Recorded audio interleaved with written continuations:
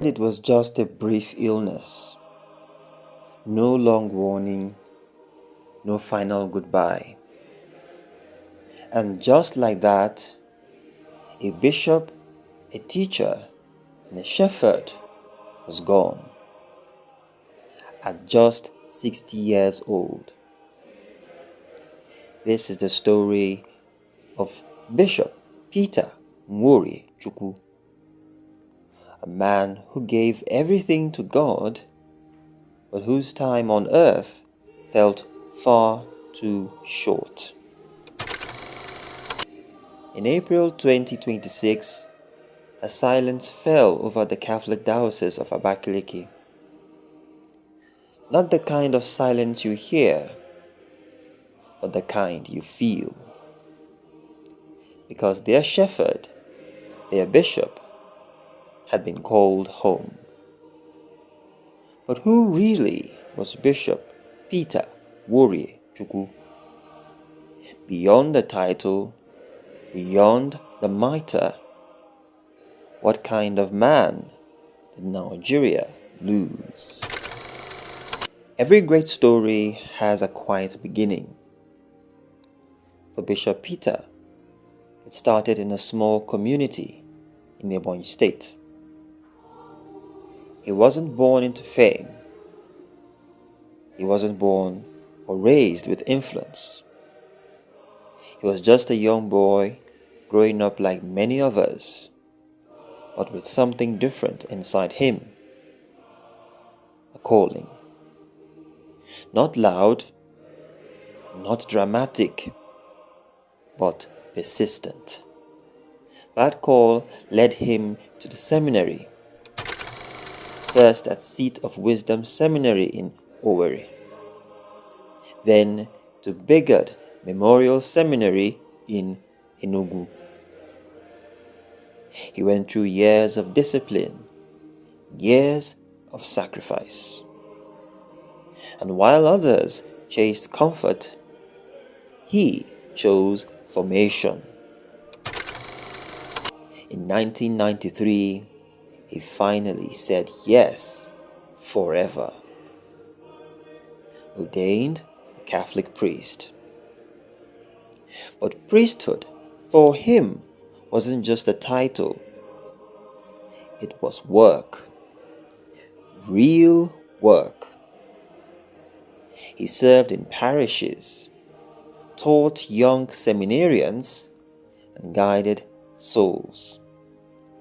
From St. John's Parish to minor seminaries, from parish priest to mentor, he didn't just preach faith, he lived it.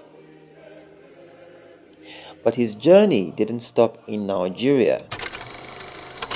At a time when many would settle, he went even further, all the way to the United States, studying at Franciscan University, then earning a doctorate in philosophy at Marquette University. He was just another young boy from Ebonyi State, becoming a doctor of philosophy abroad. But here is what makes it powerful. He didn't stay there. He came back because for him, knowledge was not for status. Knowledge was for service. When he returned to Nigeria, he didn't isolate himself in academia. He balanced both worlds. A university lecturer and a priest. A thinker and a shepherd. At Ebonyi State University, he taught minds.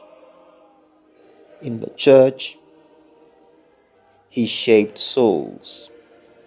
And quietly, he became a spiritual guide to many, even serving as spiritual director to religious sisters. Not loud, not flashy, but just faithful. Then came 2021, a moment that would define his life. He was appointed Bishop of Abakaliki, a huge responsibility, leading thousands of Catholics, guiding priests, and making difficult decisions. But those who knew him say something striking. He didn't change. No pride, no distance. Just the same calm, thoughtful, deeply spiritual man. His episcopal motto said it all. Totus tuus ego sum. I am totally yours. Not to himself, definitely not to power, but to God. As bishop, he wasn't the loudest voice in the room, but he was steady, focused on formation, focused on growth. He believed the church wasn't just about numbers, but depth. He invested in priests, encouraged the laity, and strengthened spiritual life in the diocese. No scandals, no noise. He just made quiet impact, the kind people often overlook until it's gone. Then suddenly, April 2026, news broke. Bishop Peter Nworie Chukwu is dead. Brief illness, that was all. No long public struggle, no drawn-out farewell. Just gone at 60. Still serving, still leading, still needed. And just like that, the diocese he led became a flock without its shepherd. But this is where it hits. Why do people like this seem to leave so early? Men who give their lives to God, who serve quietly and faithfully. Why them? We may never have that answer, but perhaps that's not the point. Because when a life is well lived, length becomes less important than impact. And Bishop Peter's impact, it lives on. In the priests he guided, in the young students he taught, and in the young souls he led closer to God. In every quiet decision, every unseen sacrifice, he planted seeds, and those seeds will keep growing. Perhaps the real tragedy is not that he died at 60. Perhaps the real tragedy would have been if he never answered his call. But to God be the glory, he did.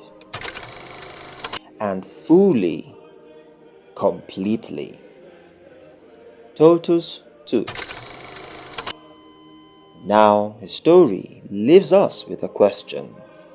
If your time came sooner than expected, would your life speak this loudly?